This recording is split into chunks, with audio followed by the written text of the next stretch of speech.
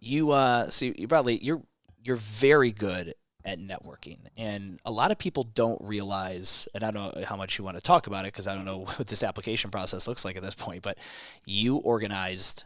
I remember distinctly, it was over the summer, and I remember you hit me up like, I want to create this mastermind, not mastermind, all right? And you've created this really cool roster, this entrepreneurial support group, if you will, and we meet monthly, and it's got an amazing roster on it, and Starrett and Marcus and Rachel and Chris. It's got this a lot of individuals who haven't been able to even be as often as like the core group, but that core group has been growing, and I wasn't able to make the last one. Why did you want to make what do we want? I mean, call it the support group. The support. Why did you want to make this non-mastermind support group? I believe that we are who we surround ourselves with, and we surround ourselves with the voices that come into our head. We surround ourselves with the people who we allow to influence us. We surround ourselves with the people whose influence we seek. And being an entrepreneur and owning a company can be a lonely place to be, because despite the fact that our team is great, at the end of the day, our team answers to me. And there's a dynamic there that no matter how open door policy you are, safe it is, yes. There's a dynamic. And I've looked to join these masterminds, and it's like, oh yeah, you give us $50,000 and we'll put you in a room with all the people that you want to network with, and you guys can sort it out. And I'm like, that sucks. That sucks. And I got just not interested in that. And there are people who I admire. You, right? Christy, Annie, the whole list. I admire things about everybody who comes into that room every week or every month, excuse me. And I wanted them to influence me more. It was a selfish decision.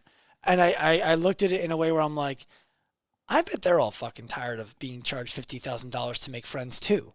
So let's just get in a room where we genuinely are there to help each other and not charge anything for it.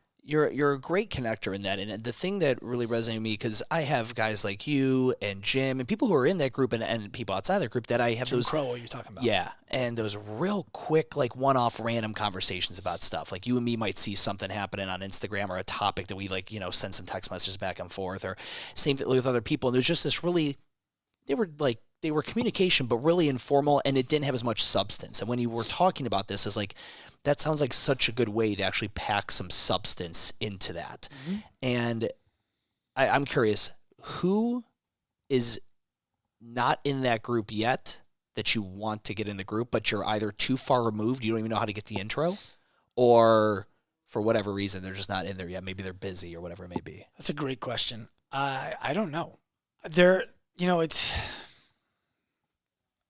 I don't want people in that group whose values don't align with that group. So when I look at, for example, it'd be great to have Richard Branson in that group. Right? I don't know Richard Branson. I'm making guesses on what kind of a guy I think he is based on the things that he wants me to be able to see. I don't necessarily. So they got to be like a degree removed from you already. For now. Yeah. For now. But like I've mentioned it in the group a few times, like if you have somebody who you want to bring into the group, bring them in, because I believe that you, the proverbial you to the people who come into that room, wouldn't connect with somebody who I wouldn't want to be connected with.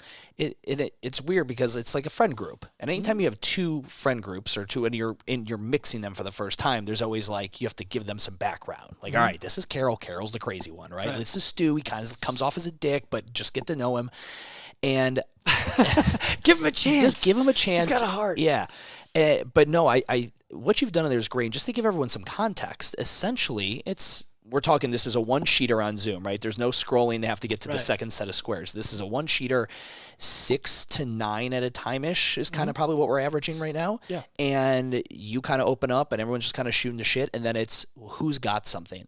And when I say got something, it was who's got something they're going through right now, and they want to flush it out with everyone.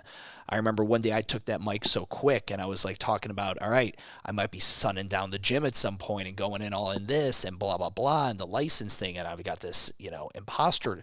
And then Rachel was talking about wanting to, create that podcast. She wants to become the first female, GM or owner. I'm sorry, owner in MLB. She started with GM, and and Kelly was like, "Why not be an owner? Why not be an owner?" And it's this cool place where you just kind of throw it out there, and then I know the thing was like, I'm just so excited to. It's like there's a well, and I can't see the bottom of it. I can't see my own solution. I'm gonna drop this fucking rock down there, and I'm just gonna wait to listen. And that listen is just the feedback from everybody else, just kind of giving me a little ripple effect, feeding back on. Is it operating the way you wanted it to, or at least you you in your head you thought it would? Some of it.